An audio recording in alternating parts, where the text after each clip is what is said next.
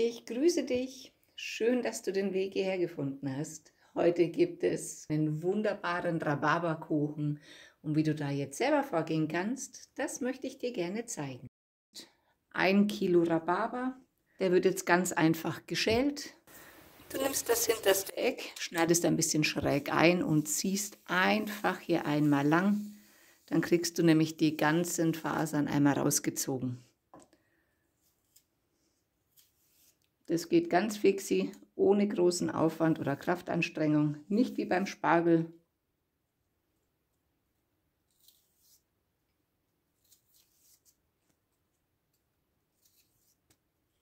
So sieht das dann aus.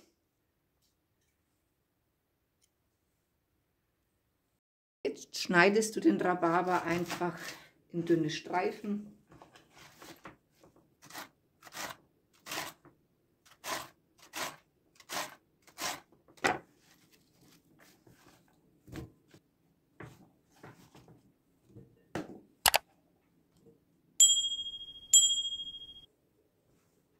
Dann zuckerst du den Rhabarber, dass er ein bisschen ausschwitzt. Ich nehme dafür 2 Esslöffel. Rühre durch.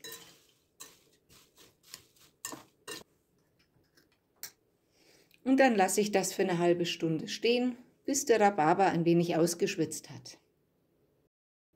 Für den Hauptteig benötigst du 180 Gramm Weizenmehl,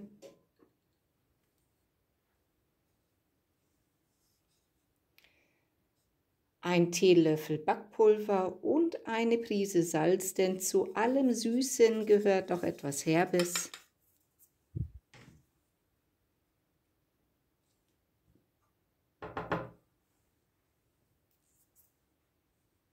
Dann kommen 100 Gramm Butter dazu,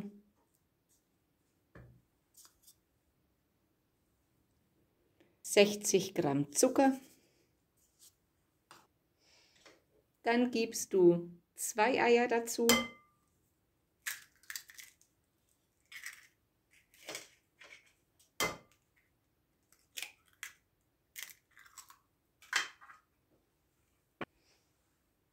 und 100 Gramm Schmand. Das gibt den Ganzen eine ganz besondere Note. Und dann vermixst du das einfach mit deinem Handrührgerät.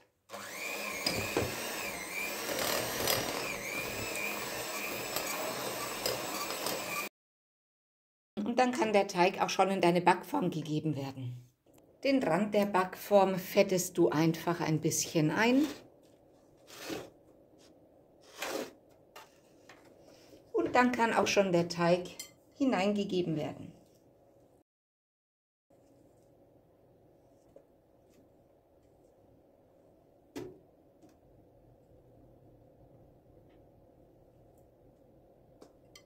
Und du verstreichst den Teig gleichmäßig in der Backform.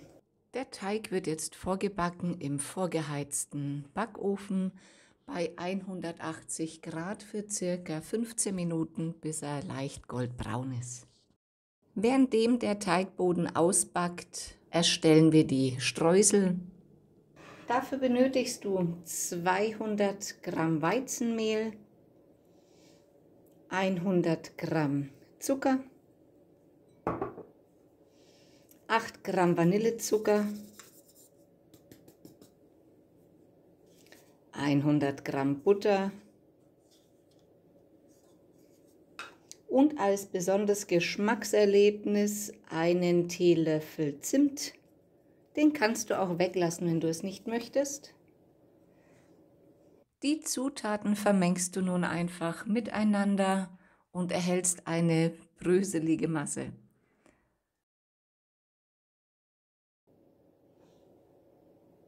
Und wenn du so eine schöne bröselige Masse hast, können wir auch das einmal auf die Seite stellen und machen jetzt die Puddingcreme. Für die Cremefüllung benötigst du 750 Milliliter Milch. Einen Teil der Milch gibst du zu 2 Päckchen Vanillepudding, den du dann auch in der Milch oder mit der Milch klümpchenfrei glatt rührst.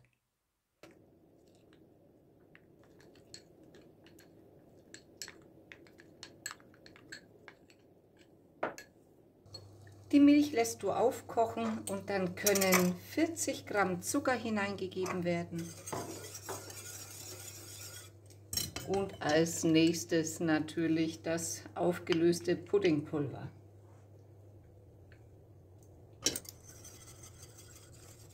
Und unter kräftigem Rühren erstellst du eine dickflüssige Puddingmasse.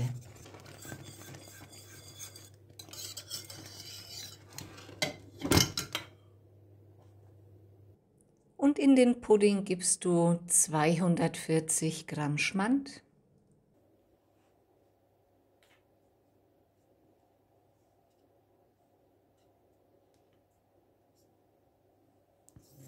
und verrührst die Zutaten zu einer glatten Masse.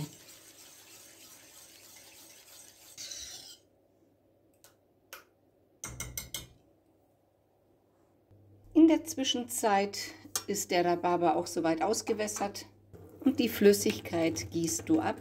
Das wollen wir nämlich nicht im Kuchen haben, sonst wird er einfach nur matschig. Und während der Boden so schön ausgebacken ist, kommt jetzt auch die Creme auf den Boden.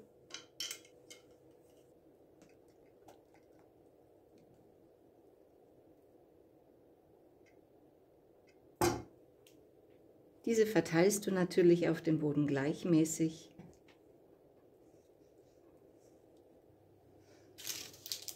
Und wenn die Creme jetzt soweit verteilt ist, kommt natürlich, du wirst es dir schon denken, der Rhabarber drauf.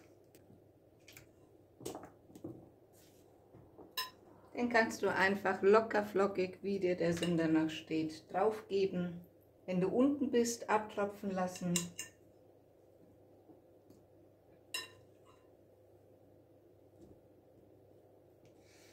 Und natürlich zu guter Letzt kommen die Streusel drüber.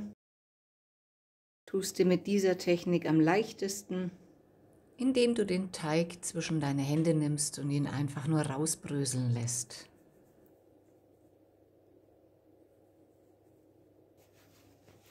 Das war es auch schon wieder. Und der Kuchen kann jetzt bei 180 Grad für ungefähr eine halbe Stunde goldbraun ausgebacken werden. Da ist das gute Stückchen. Ihr löst vorsichtig den Rand eurer Backform und dann schaut euch das an, wie herrlich der aussieht. Richtig schön saftig, wunderbar. Und das finde ich ja immer den spannendsten Moment am Kuchenbacken, wenn man ihn endlich anschneiden kann. Der Kuchen ist zwar noch ganz leicht warm und eigentlich gehört warmer Kuchen noch nicht angeschnitten, aber ich muss den jetzt unbedingt probieren.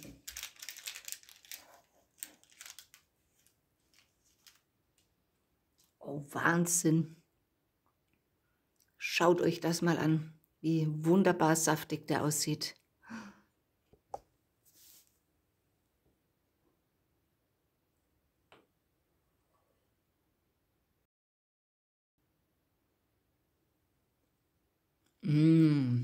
Also der ist mal richtig köstlich. Wahnsinn.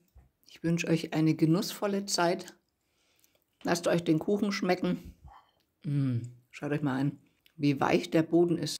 Das ist ein geschmackiger Kuchen, ich sag's euch. Rein damit. So. Euch wünsche ich einen guten Appetit, viel Spaß und Freude beim Nachbacken. Ich muss jetzt das Stückchen Kuchen essen und wünsche euch einen wunderschönen Nachmittag. Bis demnächst. Pfiat euch.